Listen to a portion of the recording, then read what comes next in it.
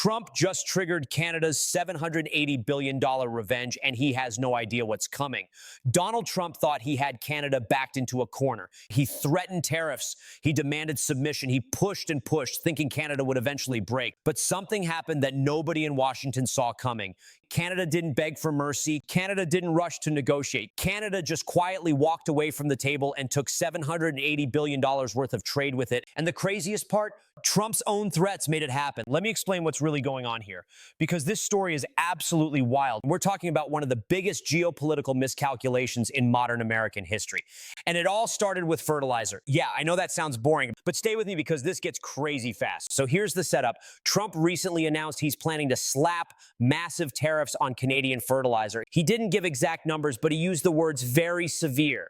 And in Trump language, that usually means somewhere between painful and catastrophic. His reasoning, he wants to force Canada to support American fertilizer production, make America produce its own stuff. Classic Trump economic nationalism, right? But here's the problem. The United States imports over 95% of potash, which is a key ingredient in industrial fertilizer. And 90% of that potash comes from Canada. So Trump is threatening tariffs on a product that American farmers absolutely need and that America barely produces. It's like threatening to ban your own oxygen supply to prove you can hold your breath longer than the other guy. American farmers are panicking because if Trump actually does this, fertilizer prices are going to skyrocket. Crop yields will drop, food prices will spike. Rural America, which overwhelmingly voted for Trump, is going to get crushed. But Trump doesn't seem to care. He's convinced this is about leverage, about showing Canada who's boss, about forcing them to play by his rules. And that's where everything went horribly wrong for him. Because while Trump was making threats and dancing with Canadian Prime Minister Mark Carney at some World Cup event, Carney was already planning Canada's exit strategy. And it wasn't negotiation, it wasn't compromise, it was something far more devastating for the United States. It was independence. Let me take you back to March 2025. Mark Carney stands in front of a room full of Saskatchewan farmers and asks a simple question: why are we shipping Canadian fertilizer through American ports when we have our own Arctic gateway? Now, to most people, that sounds like a random logistics question. But to anyone who understands North American trade, that question was a bomb, because the answer to that question is embarrassing. And everyone in that room knew it. For decades, here's how Canadian fertilizer has reached global markets. Canadian miners dig potash out of the ground in Saskatchewan. Canada sits on 1.1 billion tons of the stuff underground. Canada is the world's largest potash exporter, controlling 41% of global supply. That's $5.5 billion worth of exports every single year. But here's the twisted part. To get that potash to buyers in Europe, Canadian companies have been shipping it south first, through American railways, through American ports on the Gulf Coast, paying American logistics companies at every single step of the journey. Think about how insane that is. Canadian fertilizer travels over 2,000 kilometers south through the United States, then across the Atlantic Ocean to Europe, when there's a direct northern route through Hudson Bay that could cut that distance by thousands of kilometers. It's like driving from New York to Boston by way of Miami. It makes zero geographical sense.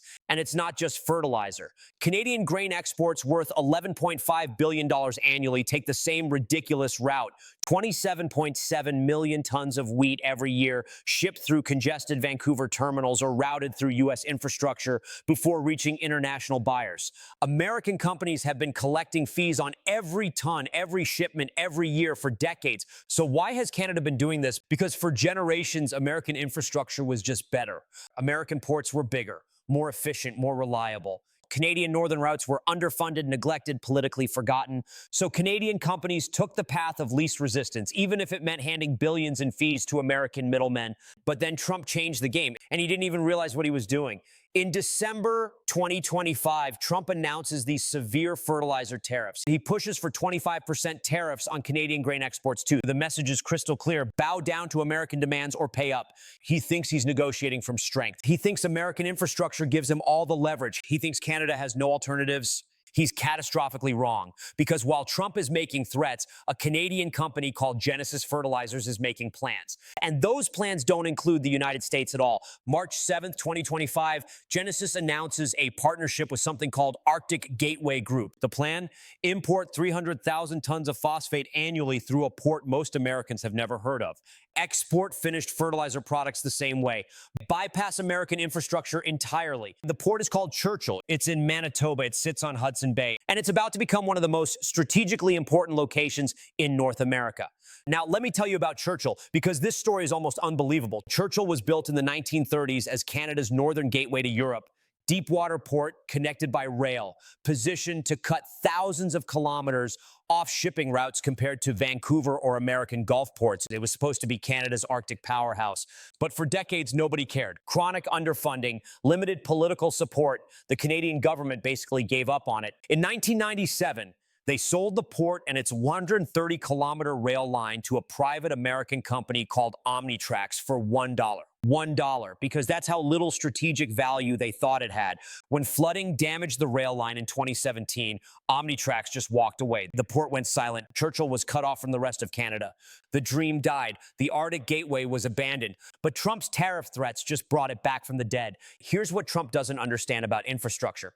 Once you build supply chains around a particular route, reversing them is nearly impossible. Companies invest in terminals, storage facilities, logistics contracts. They structure entire operations around that route. Changing it costs billions and takes years. But Genesis Fertilizers is planning a massive plant producing 1 million tons of fertilizer annually. That's 300,000 tons of phosphate imports coming through Churchill every year, 0 tons through American ports, and Genesis is just the beginning. If Genesis proves the Churchill route works, other companies will follow. Why pay American logistics firms when you can control your own supply chain? Why depend on American goodwill when you can build Canadian alternatives?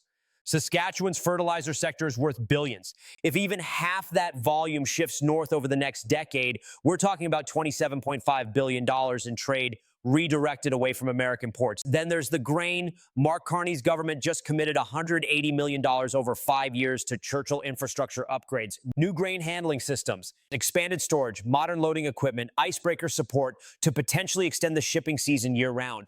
For European grain buyers, the advantages are massive. Churchill cuts roughly 6 days off delivery time compared to Vancouver.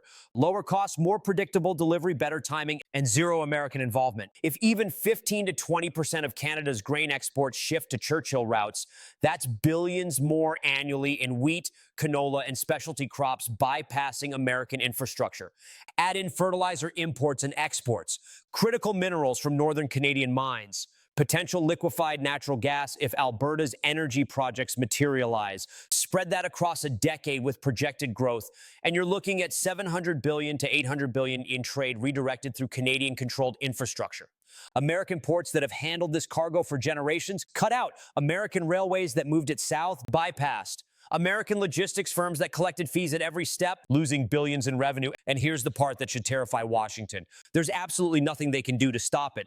Trump's tariff strategy only works when the target has no alternatives, when you can squeeze them until they give in. But Churchill gives Canada exactly what Trump never expected: independence. Canada isn't violating any trade agreements. They're not closing markets. They're not breaking international law. They're just investing in their own infrastructure and choosing to use it. Completely legal, completely within their rights, and completely beyond Trump's ability to control. Every new Trump tariff threat only makes the Churchill pivot more attractive. Every bit of political pressure reinforces why Canadian companies need to diversify away from American dependence. And here's the brutal reality. Once Genesis structures its entire operation around Churchill, they won't pivot back just because Trump backs down on tariffs. Once grain elevators and storage facilities are built along the northern corridor, farmers will use them because efficiency demands it. Once European buyers adjust their supply chains, they stay adjusted. The investments being made right now will shape trade patterns for the next 30 years. This isn't a temporary political spat that gets resolved with one phone call. This is a fundamental restructuring of North American trade flows, and it goes way beyond agriculture. A Manitoba potash producer called Nutrien has already signed partnerships to export through Churchill starting this year. Critical minerals from Ontario's Ring of Fire deposits could move north instead of through American terminals. Alberta is looking at Churchill for LNG exports because British Columbia's ports are totally congested and can't handle everything. When Churchill works, other Canadian alternatives become viable. New northern infrastructure, trade routes through the Northwest Passage, supply chains that cut the United States out entirely. For 80 years, American infrastructure dominance was just assumed. Canadian dependency was built into the system. Nobody questioned it. But Trump's tariff threats just shattered that assumption forever. Mark Carney asked a simple question: why are we shipping through American ports when we have our own Arctic gateway? And Trump gave him the answer: because we can't trust American infrastructure anymore. Because relying on the United States makes Canada vulnerable to political blackmail. So Canada built something Washington can't control: move trade. Washington can't touch, created supply chains Washington can't influence. Trump wanted to pressure Canada into submission. Instead, he pushed Canada into independence. And that $780 billion in trade, it's not coming back. American port cities are going to lose jobs. American railways are going to lose revenue. American logistics companies are going to watch decades of guaranteed income just evaporate. And there's nothing Trump or anyone else can do about it. This is what happens when you govern by threat instead of strategy. When you assume dependency is permanent. When you think bullying works on countries that have other options.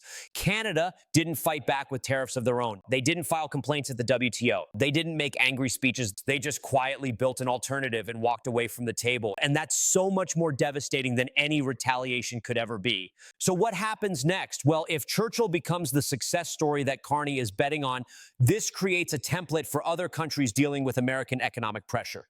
Build your own alternatives. Invest in your own infrastructure. Reduce dependency. Walk away. Trump thinks he's making America strong, but what he's actually doing is teaching the entire world how to function without American involvement. And once that lesson is learned, it can't be unlearned.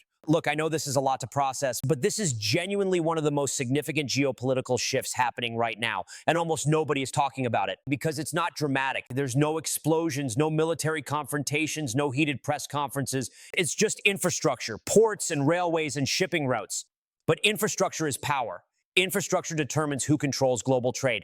And Trump just handed that power to Canada on a silver platter because he couldn't resist making threats about fertilizer. So yeah, Canada's $780 billion revenge, built on Trump's own miscalculation, executed while he wasn't even paying attention, and absolutely unstoppable. If this breakdown showed you something the mainstream media isn't covering, hit that subscribe button right now, because this story is just beginning, and you're going to want to follow what happens next. The entire North American trade system is being rewritten in real time, and most people have no idea it's even happening. Drop your thoughts in the comments.